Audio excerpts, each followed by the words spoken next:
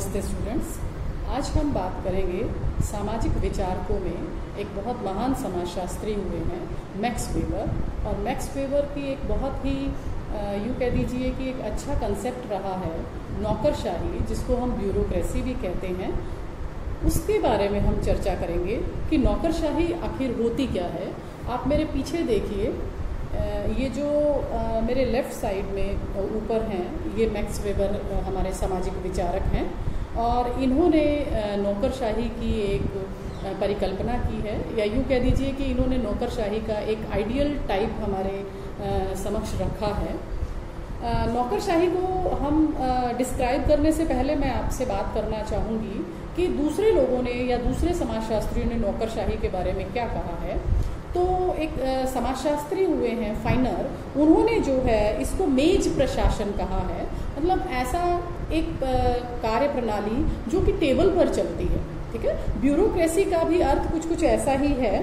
Bureau का अर्थ होता है एक मेज, ठीक है, या टेबल, और ब्यूरोक्रेसी से मतलब है कि मेज पर चलने वाला प्रशासन तंत्र। ठीक है, बहुत सारे समाजशास्त्री जो हैं ब्यूरोक्रेसी का यदि हम हिंदी में अनुवाद करना चाहें तो इसको हम कर्मचारी तंत्र भी कह सकते हैं, नौकरशाही भी कह सकते हैं, सेवक तंत्र भी कह सकते हैं और अधिकारी तंत्र भी कह सकते हैं। मतलब इसके अंदर एक सिस्टम होता है और इस सिस्टम के अंदर आने के लिए आपको बहुत सारे कॉम्पिटिटिव एग्जाम्स देने पड़ते हैं, इंटरव्यूज़ देने पड़ते हैं, और जब आप इस सिस्टम के अंदर आ जाते हैं तो आप उस सिस्टम के एक तरीके से ये मान लीजिए कि सेवक हो जाते हैं, इसीलिए इसको सेवक तंत्र भी कहते हैं। ठीक है, अब हम बात करते हैं कि और समाजशास्त्री इसको क्या कहते हैं। जैसे ग्लैडन हुए हैं समाजशास्त्री, उन्होंने इसके बारे में कहा है कि नौकरशाही जो है वो एक अधिकारियों का शासन होता है।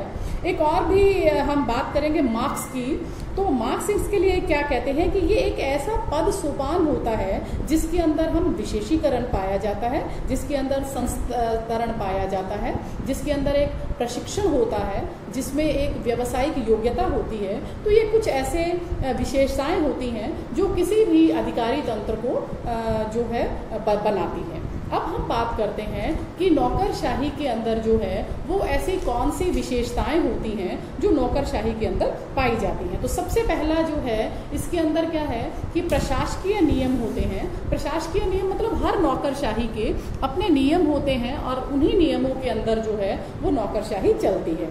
इसके साथ साथ कुछ साधन होते हैं। जैसे आपको नौकरशाही के अंदर आना है तो मान लीजिए आप डॉक्टर बनना चाहते हैं, मान लीजिए आप वकील बनना चाहते हैं, आप कोई अधिकारी बनना चाहते हैं, तो उससे संबंधित जो भी आपको कॉम्पिटिटिव एग्जाम देने हैं, जो भी पढ़ना है, हमें उसको पढ़ना पड़ेगा। ठीक है, तो तीसरा हम इसके अंदर एक विशेषता और लेंगे, वो है कि इसमें जो आते हैं उनके अधिकारियों की अपनी सीमाएं होती हैं, उनकी एक कार्य प्रणाली होती है। मतलब वो एक फिक्स्ड प्रोसेस के अंदर जो है वो काम करते हैं, इसके अलावा वो काम नहीं कर पाते हैं। जो भी सिस्टम वहाँ पर दिया हुआ होता है इसका एक स्पष्ट कार्य क्षेत्र होता है और एक निश्चित कार्य क्षेत्र होता है।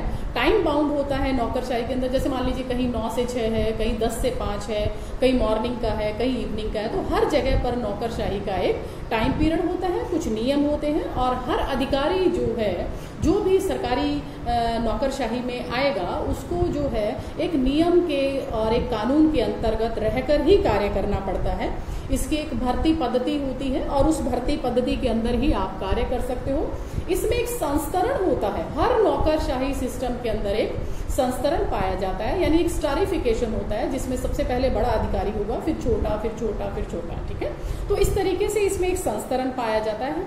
हर नौकरशाही के अंदर जो भी सिस्टम होता है उसके कुछ लिखित दस्तावेज होते हैं, तो उस लिखित दस्तावेजों के अंतर्गत रहकर ही उस व्यक्ति को कार्य करना होता है। इसके साथ साथ जो है इसमें कुछ प्रशिक्षण होते हैं, बीच बीच में ट्रेनिंग्स प्रोग्राम होते हैं हर नौकरशाही में। मतलब आप कोई भी जॉब के अंदर जाएंगे, किसी भी ब्यूरोक्रेसी में जाएंगे, वहाँ पर ट्रेनिंग प्रोग्राम होते हैं, और ये जो ट्रेनिंग प्रोग्राम होते हैं ये उस व्यक्ति को प्रशिक्षित करने के लिए होते हैं, उस व्यक्ति को रिफ्रेश करने के लिए होते हैं और उस नौकरशाही के अनुकूल बनाने के लिए होते हैं। इसके साथ साथ यदि हम कहें तो इसमें पदों पर एकाधिकार होता है। मतलब इसमें कुर्सी का शासन होता है, जिसको मैं कह रही हूँ हम ब्यूरोक्रेसी है, टेबल पर चलाने वाला एक तंत्र कह रहे हैं। ऐसे ही इसके अंदर हर पद पर एकाधिकार का अभाव होता है। मतलब आज यदि मान लीजिए मैं सोच रही हूँ कि मैं नौकरशाही के एक सिस्टम में हूँ और मैं हमेशा इसमें बनी रहूँगी, ऐसा नहीं है।